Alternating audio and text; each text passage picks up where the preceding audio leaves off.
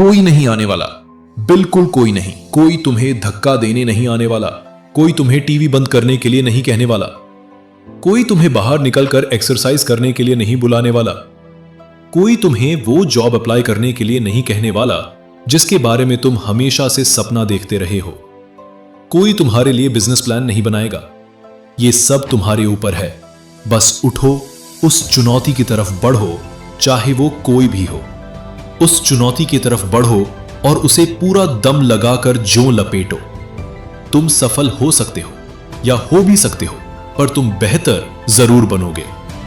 जब हर लड़का समझ जाता है कि कोई उसकी मदद को नहीं आने वाला, तभी वो असली आदमी बनता है।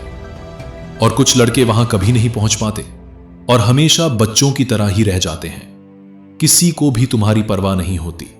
और मैं ये बात सबसे पॉजिटिव, उम्मीद से भरे, प्रेरणादायक तरीके से कह रहा हूं।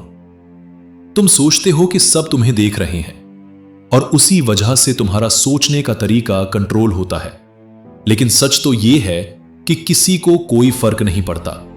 हर कोई अपने में इतना बिजी है कि उसकी दुनिया में तुम्हारे लिए टाइम ही नहीं है। आसपास देखो, वहां कोई टीम नहीं थी, बस तुम थे। कोई वेट लॉस प्रोग्राम नहीं था।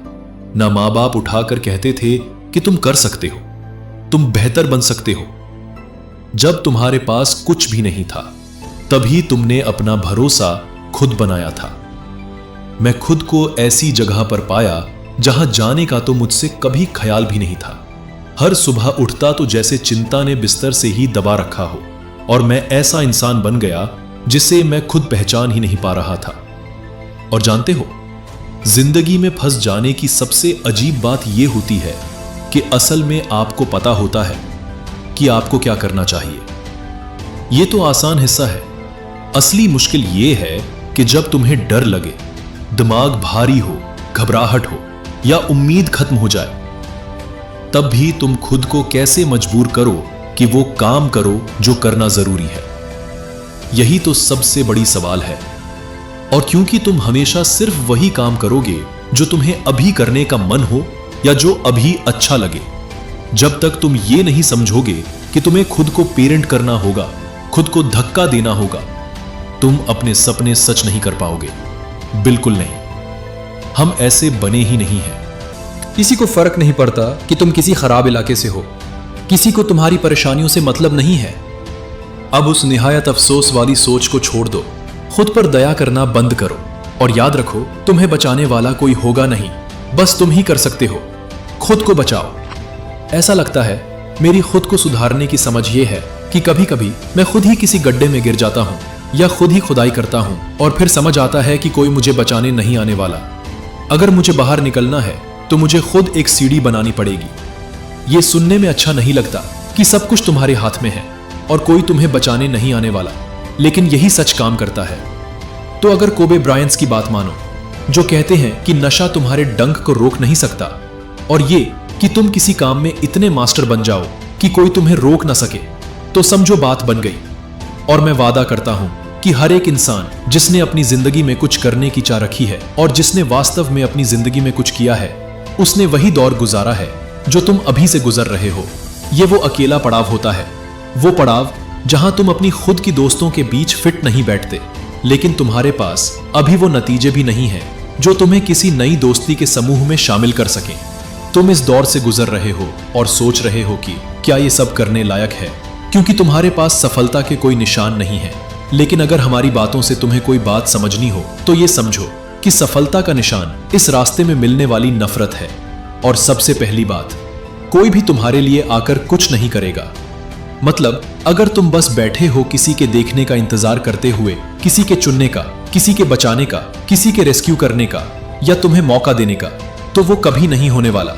मतलब किसी ना किसी पॉइंट पर तुम्हें जागना पड़ेगा और समझना पड़ेगा कि जब तुम 18 साल के हो जाओगे और घर से बाहर निकल जाओगे तो तुम्हें खुद की देखभाल करनी पड़ेगी। तुम्हारी जिंदगी तुम्हारी जिम्मेदारी है, कोई तुम्हें बचाने नहीं आने वाला। हम ये आपके लिए नहीं कर सकते। ये सफर ज्यादातर आपको खुद ही तय करना होगा। ये बात इस पर नहीं निर्भर करती कि दूसरे लोग क्या सोचते हैं। ये आपकी जिंदगी है, और अगर ये आपकी जिंदगी है तो आपको इसके लिए कीमत चुकाने को तैयार रहना होगा। आपके जीवन में ऐसे दौर आएंगे जब कोई भी नहीं आएगा, कोई आपका साथ देने नहीं आएगा, कोई आपकी मदद करने नहीं आएगा, कोई आपको खुद अपना मोटिवेटर बनना होगा।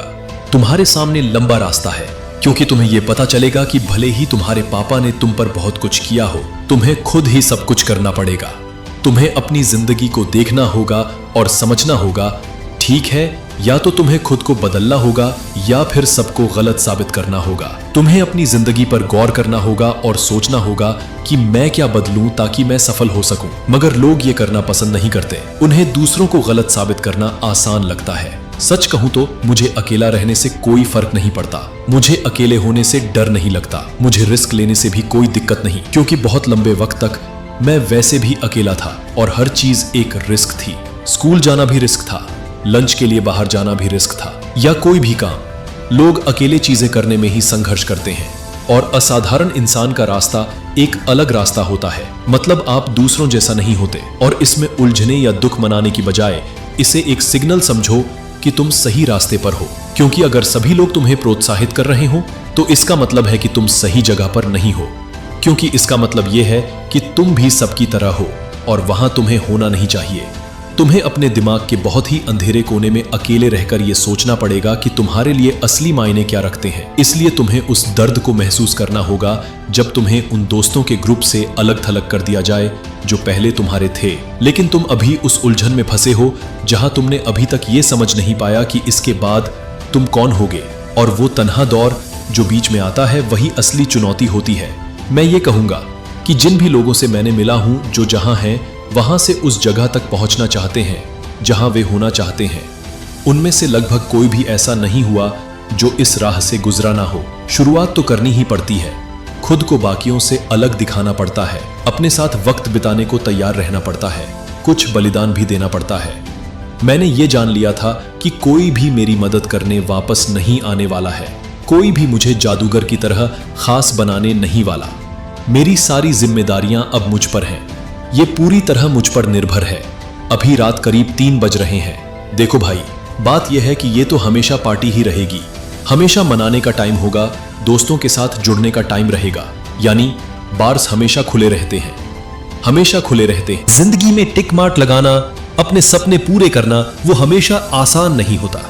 मैं अभी की बात कर रहा हूं, जो बड़े बड़े काम लोग देखते हैं उनके बीच के छोटे छोटे कदम कोई नहीं देखता।